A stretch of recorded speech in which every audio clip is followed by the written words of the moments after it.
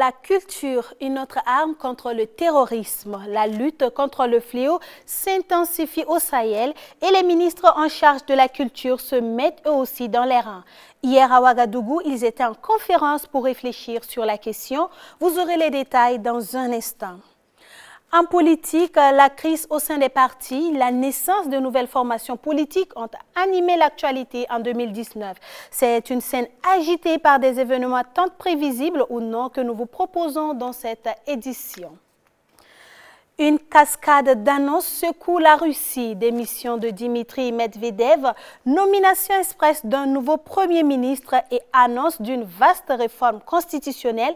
Vladimir Poutine abat plusieurs cartes en vue de l'après 2024. À suivre dans cette édition. Ce sont là les titres de votre 12h50. Bonjour et merci de suivre le 12h50 de LCA. Les ministères de la culture du G5 Sahel font bloc contre le terrorisme avec une arme tout aussi redoutable que le fusil ou les missiles. À Ouagadougou, ils prospectent les voies de la coopération pour mieux mobiliser les forces de l'esprit, de la créativité pour faire échec à l'hydre du terrorisme.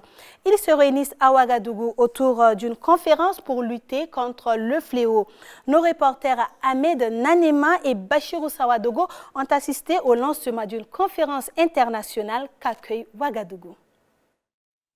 Faire du Sahel un espace où il fait bon vivre, c'est la volonté et l'objectif commun des États du G5 Sahel. Pour ce faire, les pays concernés combinent leurs sources et ressources afin d'offrir de lendemains meilleurs à leur population.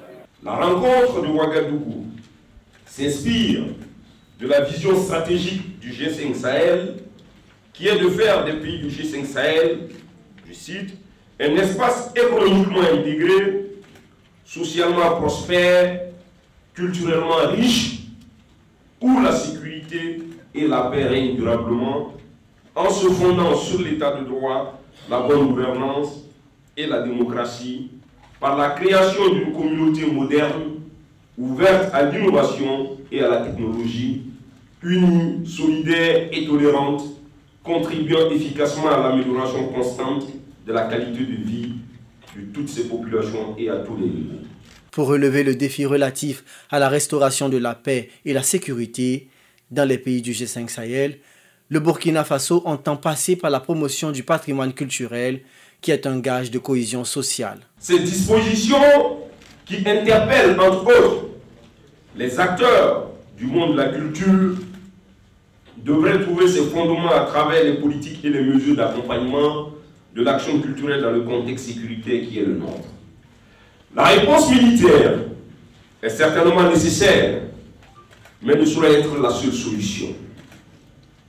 C'est pourquoi le président du Faso, Roch-Marc Christian Kaboré, a souhaité que le problème soit traité selon une approche holistique qui intègre à la fois les questions de développement économique, social et culturel. Dans cette dynamique, le ministère en charge de la culture du Burkina procède à une série de conférences impliquant les forces vives des régions du pays pour aborder la question du rôle de la culture dans la prévention et la lutte contre l'extrémisme violent. Restons toujours au Burkina, mais pour parler cette fois-ci de diplomatie. Des anciens ambassadeurs du Burkina proposent leur service au chef du gouvernement. C'est au cours d'une audience accordée par le Premier ministre Joseph Dabiré hier dans l'après-midi à Ouagadougou. L'association des ambassadeurs, consuls généraux et ministres plénipotentiaires à la retraite du Burkina s'est dite prête à apporter son expérience au gouvernement. Je vous propose de suivre le président de l'association, Jean-Baptiste Ilboudo. Il s'exprime au micro de Bachirou Sawadogo.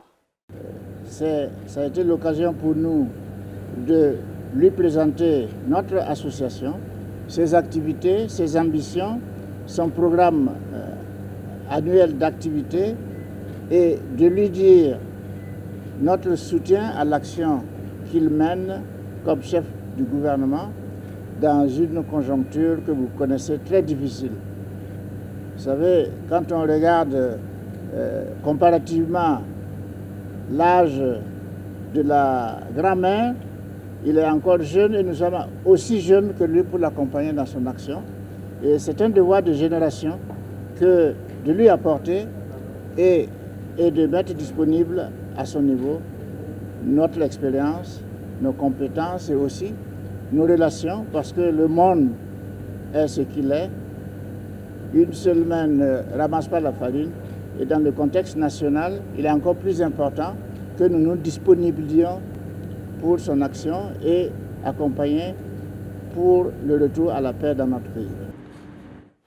Tout autre chose, à présent, la justice française a examiné hier un recours formé contre l'abandon des poursuites dans l'affaire de l'attentat contre l'avion du président Juvenal Habyarimana qui a marqué le début du génocide rwandais en avril 1994. Deux juges d'instruction antiterroriste français ont décidé de l'abandon des poursuites il y a un peu plus d'un an, le 21 décembre 2018, en l'absence d'éléments matériels indiscutables, selon les magistrats qui notaient aussi le caractère largement contradictoire et non vérifiable des témoignages recueillis. Avec ce recours hier, les familles espèrent au moins la réouverture des investigations. Les avocats des parties civiles voudraient notamment que la justice française obtienne un rapport secret du tribunal pénal international pour le Rwanda datant de 2003.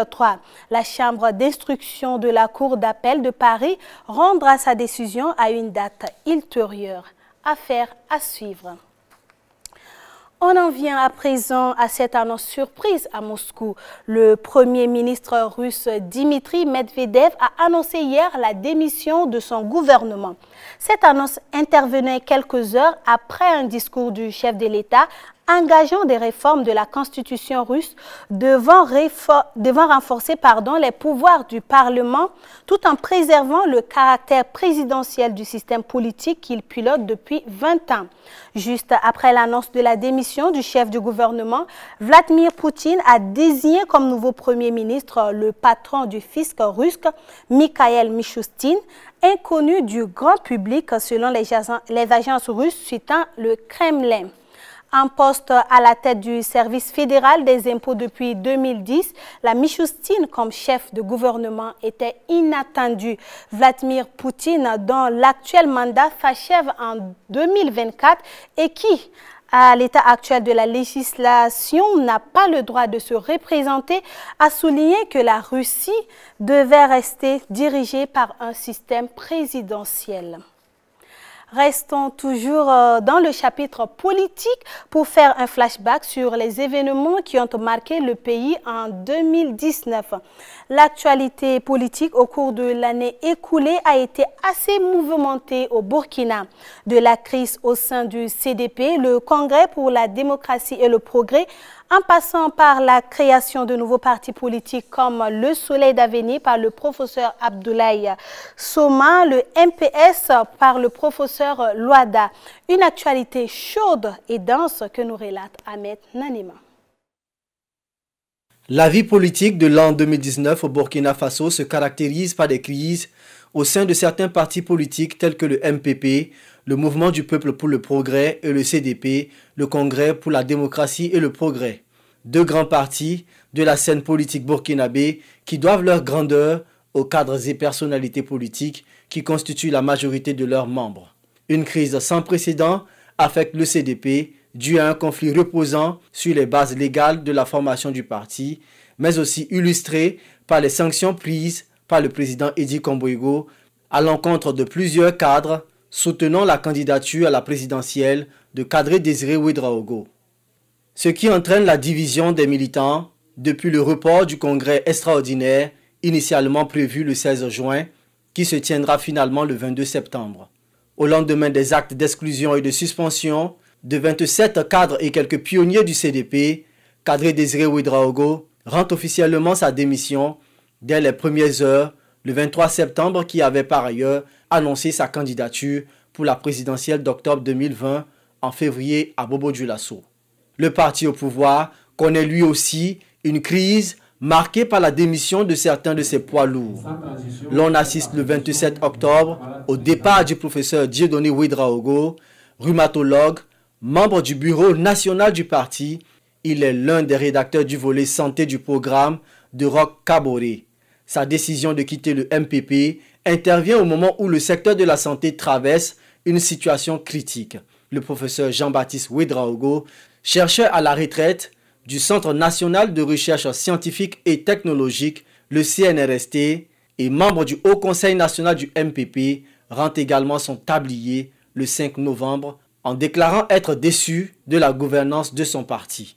Cette période de remous dans les partis politiques est ponctuée par la suspension pour 3 mois par un arrêté ministériel du Front patriotique pour le renouveau FPR qui réclamait la démission sans délai du président Roch Christian Kaboré et son gouvernement. 2019 est aussi l'avènement de nouveaux partis qui font leur apparition dans l'univers politique burkinabé. C'est le cas du MPS, le mouvement politique pour le salut, créé le 2 juillet avec comme président le professeur Augustin Louada. Le parti rejoint aussitôt les rangs de l'opposition. De son côté, le professeur Abdoulaye Soma met sur les fonds baptismaux le mouvement Soleil d'avenir, et cela au mois de mai. Objectif de ce mouvement, donner une place prépondérante à la jeunesse afin qu'elle puisse accéder aux instances décisionnelles. Quelque temps après son départ du parent, Tahirou Bari se porte volontaire pour représenter le mouvement du changement et la renaissance, MCR, à la présidentielle de 2020. En rappel, cette formation politique est officiellement lancée en début d'année par Carlos Toué. Autre frondeur a changé de casquette politique, Boubacar Diallo et d'autres caciques de l'ex-parti au pouvoir rejoignent Kadri Désiré Ouedraogo, dont la candidature à la magistrature suprême est désormais portée par le mouvement Agir Ensemble. Pendant ce temps, la majorité présidentielle s'enrichit de nouveaux alliés, tels le Mouvement pour le Burkina du futur, MBF, ou encore le Front africain pour le changement FAC.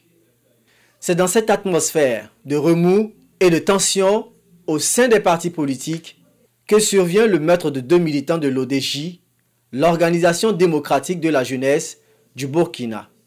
Meurtre qualifié d'assassinat ciblé par l'OSC qui par ailleurs pointe du doigt les autorités burkinabées pour leur manque d'empressement à vouloir faire la lumière sur cette sombre affaire.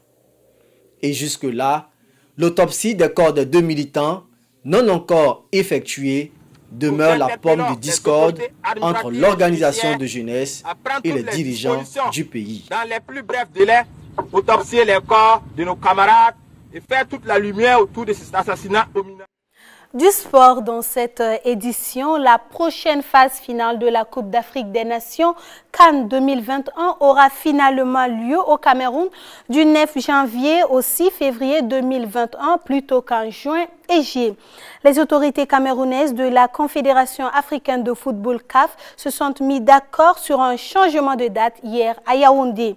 Officiellement, c'est la saison des pluies dans cette région du continent qui expliquerait ce changement. Cette décision pourrait également être reconduite pour les CAN 2023 en Côte d'Ivoire et CAN 2025 en Guinée, dans la mesure où c'est également la saison des pluies dans une bonne partie de l'Afrique de l'Ouest à cette période de l'année.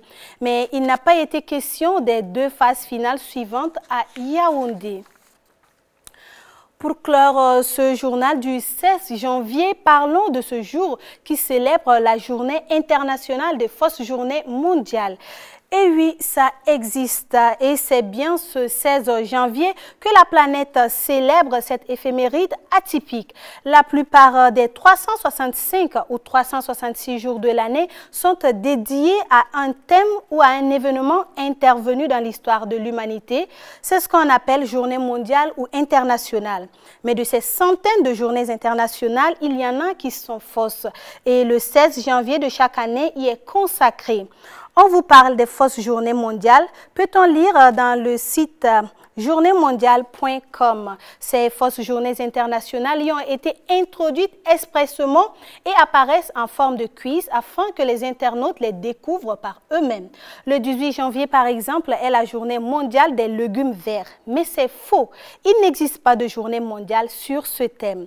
Comme quoi, il n'y a pas que de fake news. Il y a aussi des fake days. Voilà qui met fin à cette édition du 12h50 de LCA. Merci de l'avoir suivi. Benjamin Kwame vous retrouve demain.